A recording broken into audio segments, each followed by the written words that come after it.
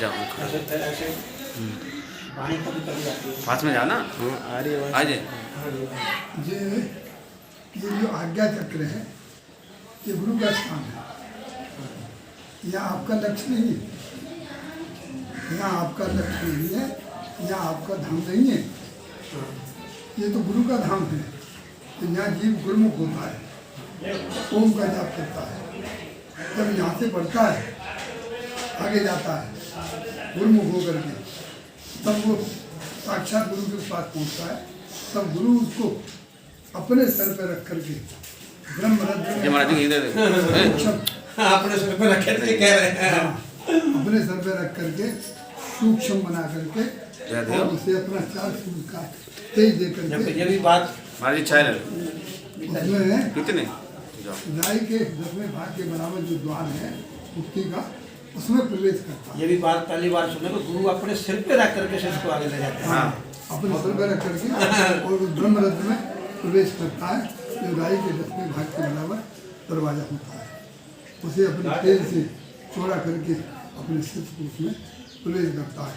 फिर शिष्य में जा करके मतलब जो है सब चक्र का शोधन करके हैं अलग जाए जगह सबको वहाँ 7 चक्र काट करके यह परमात्मा का शब्द का निवास है, वहाँ पहुँचता है। तब उसका जो ये जो आप हैं वो सूची बन जाते हैं और वो शब्द है। फिर वहाँ जाकर के सूची और शब्द का मेल होता है। जब सूची और शब्द का मेल हो जाता है वही जीव मुक्त हो जाता है। जीव मुक्त हो जाता है, संसार बंधन से मुक्त हो जाता है। देखिए आपको मैं बताऊँ मुक्ति का मतलब क्या है। संसार मुक्ति मुक्ति चिल्ला रहा है। मुक्ति क्या है? मुक्ति किससे मुक्ति? कर्म बंधन से मुक्ति, जात पात से मुक्ति, धर्म अधर्म से मुक्ति, जन्म मरण से मुक्ति।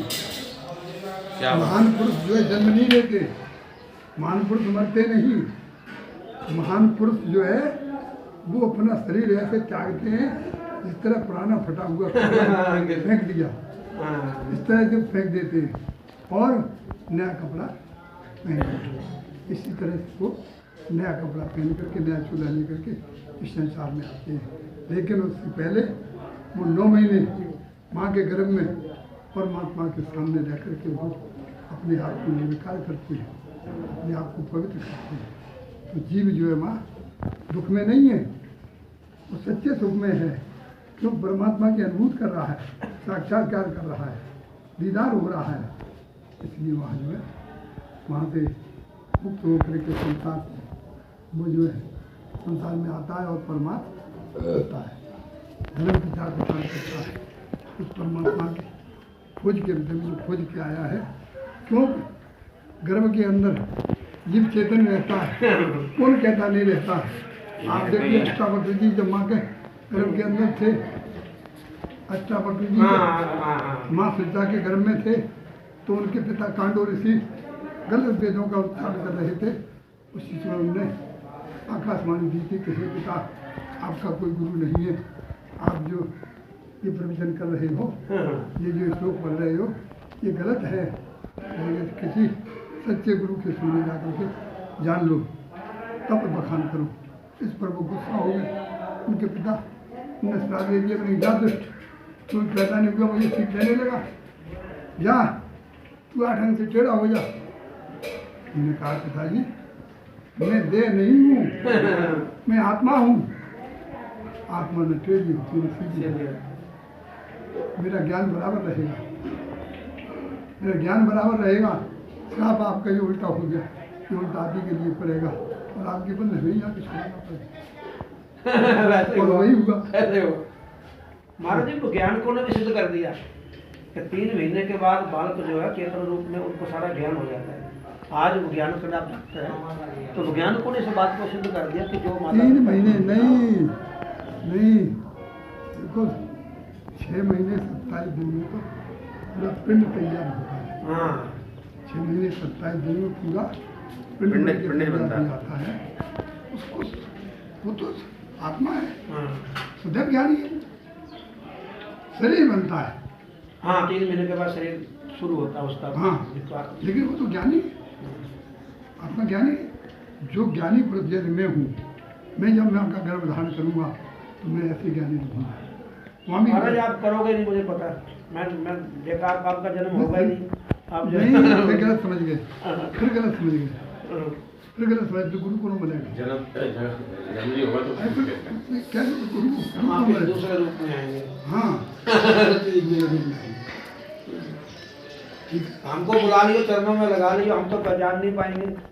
आप ही ढूंढ लियो हमें। हम तो ढूंढ पाएंगे नहीं। देखो क्या गुरु जी, जैसे बहुत सारे शिष्य हैं, ये जो आपके साथ जैसे हमारा आपकी वार्तालाप हो, दर्शन हो रहे, सेवा हो रही, ये पहले से ही क्या बना हुआ होता, विधान बना हुआ होता है? संस्कार होता है, संस्कार। जैसे पुण्य पुण्य मिले न संता, पूर्व की पुण्याई के बगैर सब नहीं मिलता। वाह वाह। थोड़ा ये समय 30 साल बाद 40 साल बाद मिला कि आपके दर्शन हुए, आपके दर्शन हुए। पहले 4 साल बिलग रहे जी, जब पुण्य का जो समय आया हुआ तब आप लोगों का दीदार हुआ। ऐसा ही तो होता है। प्रकृति मेरी बहुत बचपन से इच्छा थी बटेश्वर धाम की। मेरे पास एक बटेश्वर के महात्मा 25 साल है। अच्छा। वो बहुत महिमा कहता, पर मुझे पता नहीं था कि बटेश्वर है कहाँ, कैसे मिले, कैसे जाए। वो महात्मा मिला तो वो तो आता जाता नहीं है, पर कई बार बुरा आदमी अच्छे आदमी से मिला देता है। तो जैसे तुलसीदास को भूत ने मिला दिया राम से, तो मैं वो भाव रखता हूँ कि दद्दा महाराज जी कैसे मिल गए। आश्रम में आए, मोटरसाइकिल लेकर के मिले महाराज जी, इन्होंने फोन लगा दिया आपको। आपने कहा कि बिना नाश्ता किए जाने नहीं देना महाराज जी को। तो कहाँ कैसे और आज रोकना, लेकिन वहाँ कहा के अंदर एक गमले सदगुण पकड़ा है, क्योंकि हर आदमी निगेटिव पॉइंट के बीच में जीता है। निगेटिव पॉजिटिव पॉइंट के बीच में जीता है कि मतलब निगेटिव भी साथ रहता है, पॉजिटिव भी रहता है। तो आप में एक सबसे बड़ा सदगुण है, सबसे ऊंचा, कि आपको क्रोध नहीं आता है। हाँ, ये तो बहुत बड़ी आपके अंदर अहंकार नहीं। और संत के पहले लक्षण यही है, पहला लक्षण कि संत जो है अहंकार और क्रोध से रहित होना चाहिए। अहंकार और क्रोध संत के साथ है, तो अंत में जी रहा है। संत नहीं है, वो अंत में जी रहा है जिनका उसका अंत हो गया। मेरी तरह इच्छा मृत्यु वाला नहीं है कि मैं स्वयं इच्छा मृत्यु वाला हूँ। मेरी 35 साल की आयु थी केवल, 35 साल में 82 साल में आ गया। ये तो प्रत्यक्ष प्रमाण मिल रहा है। ये तो रात मैंने कल कहा था कि कोई साल तो देखो जी, कह नहीं सकता है मैं। ये तो आप ही जानते हैं, ये तो सब आप जानते हैं। महाराज जी ने 2 प्रमाण हमें दिए।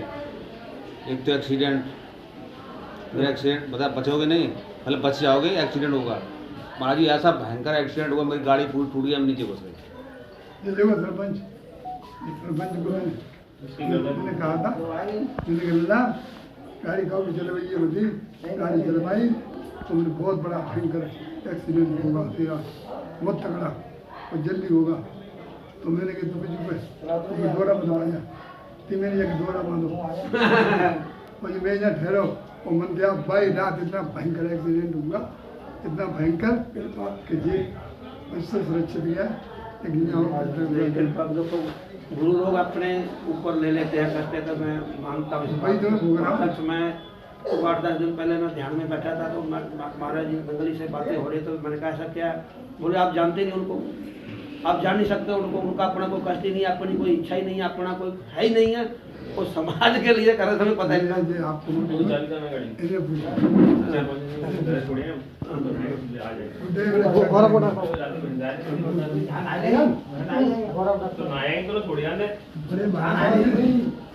अरे बात रहे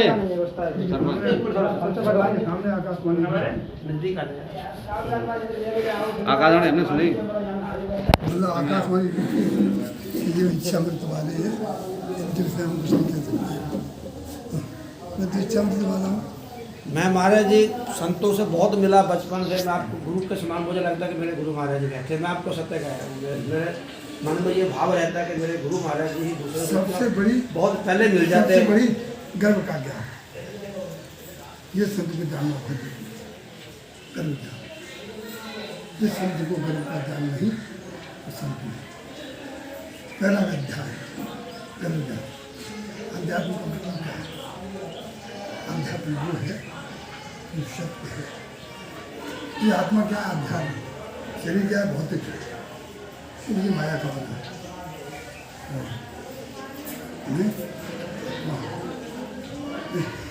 किसी माया का बना हुआ नहीं है, सूक्ष्म माया का बना है। और तो स्वयं ये ब्रह्म। तो हर मानव को ये जानना चाहिए कि तुम वास्तव में अते विदे दे धरियाए, तुम विदे से देह वाले क्यों बन गए? क्यों आडम्बरों से? सत्य का ज्ञान नहीं। जब जीव गर्भ के अंदर रहता है 9 महीने, तो वास्तव में परमात्मा। अब लोग कहते हैं कि दुख पाता है, हमने यही सुना, लेकिन आपने आज समाधान किया। आज आपने समाधान किया तो वो तो नंद की अवस्था में था। महाराज जी, मैं वहाँ था ऋषिकेश में, और कम से कम 75 लोग मेरे साथ में थे। तो एक संत थे, मैंने यही प्रश्न रखा था। सबसे मेरे ये प्रश्न मैंने आपसे बना था कि जब बच्चा घर में रहता है तो वो चारों दिशाओं से बंद है, वो जिंदा कैसे है? ये मेरा प्रश्न बना। तो उन्होंने कहा तुम गुरु के ऊपर पहुंच गए। बोला गुरु से बड़े गुरु ने। हमने कहा हम वहीं से लौटे आए। पहला प्रश्न महाराज जी, कसम भगवान की, ये जल मेरे साथ में है, मैंने जब आया था तो प्रश्न तो यही पूछा था कि महाराज जी हमें बताओ, एक गुब्बारे में कोई आत्मा पड़ी है और चारों तरफ से बंद है, वो जिंदा कैसे? और गुब्बारे में और उसका कोई लिंक नहीं, न मतलब जो है बच्चेदानी तो गुब्बारा होती है, ना उसको लीवर से संबंध है, ना उसको आँख से संबंध है, ना उसको मुंह से संबंध है। तो एकदम से ऐसा एक अंडा रख दिया गया, वो डेवलप कैसे हो रहा है? मेरा पहले ये प्रश्न था। एक बात बताऊंगा, एक तार आया है, माइक में लगा लो, माइक बड़ा है, माइक लगा लो, उसका हेडक्वार्टर यहाँ, उसका हेडक्वार्टर यहाँ, मैं बोल रहा हूँ ऊर्जा यहाँ से जा रही है। ठीक है, तार के द्वारा तार के द्वारा। इसी तरह जो नाभि चक्र में कहते हैं नाभि कुंड सुस्थान हो जाते, नाथ ये रावण में के, ये नाभि है, नाभि में अमृत का कुंड है। वहाँ से ही जो है भोजन प्राप्त करता है माँ की नली के द्वारा। तो माँ की जो नाड़ा होता है, हाँ जुड़ा होता है, माँ का माँ से जुड़ा होता है, उससे वो सब चीज़ प्राप्त करता है, एनर्जी मिलती है वहीं से, उसको पूरी एनर्जी मिलती है। एक बात बताओ, कभी आपने अनुभव किया हो कि बच्चा पैदा होते ही दाई उसको लेटिंग कराती है, हाँ कहाँ से आएगी? रोटी खाई वाली। हाँ ये तो कहानी कभी अनुभव किया आपने? अब कुछ कहा नहीं उसने। मैं कई बार विचार किया इस पर भी क्या होता है। विचार वाली बात सब बात। मैंने तो मतलब जो है उसको जो है वो अमृत है, अमृत की लड़की मरी 9 महीने में थोड़ी सी अमृत पीता है। अमृत जो है एक अंदर होता है, कहाँ होता है? नाली में। और यहाँ अमृत आना बहुत जरूरी है। अमृत यहाँ नहीं आएगा तो फिर नाली का अमृत काम नहीं करेगा, वो काम ही रहेगा, आदमी क्रोधी रहेगा, लालची रहेगा। और जिसका अमृत यहाँ से यहाँ यहाँ आएगा तो कभी भी दुखी नहीं रहेगा, कभी अहंकारी नहीं होगा, कभी क्रोधी नहीं होगा, वो शांत प्रिय होगा। क्योंकि यहाँ से वो निर्जन के द्वारा जब कुंडली जागृत हो जाती है, मूल चक्र के बंद लगा के कुंडली जागृत करवा के, तो कुंडली जागृत हो गई तो कुंडली जो है जागृत होकर के और वो मेरुदंड से मिल जाती है, तो वो बूंद हवा के द्वारा जाती है, तो वो हवा उस बूंद को लेके ऊपर जाती है, मेरुदंड होकर के। ये बंकलाल है, इसमें से ले जाकर यहाँ ले आती है, वहाँ से फिर वो टपकती है, तब विद्या को मिलती है, तब यहाँ आती है। तो खेचरी मुद्रा के द्वारा उसका अमृतपान किया जाता है। इसके अमृतपान करने से पूरा शरीर पवित्र हो जाता है। जो गंगा जल हमें शायोग मुक्त, क्या ये गंगा जल रखनी, तो वो शायोग मुक्ति के द्वारा प्राप्त होगा, तब आप महान बनेंगे, तब आपके अंदर से ज्ञान प्रकट होगा, कुशाग्र बुद्धि जागृत होगी। सतगुरुदेव भगवान की जय। कुशाग्र बुद्धि जागृत होगी, तब आपका जो कल्याण होगा तो प्रकट नहीं होगा। तो मतलब कुंडली जागृत करना बहुत जरूरी है।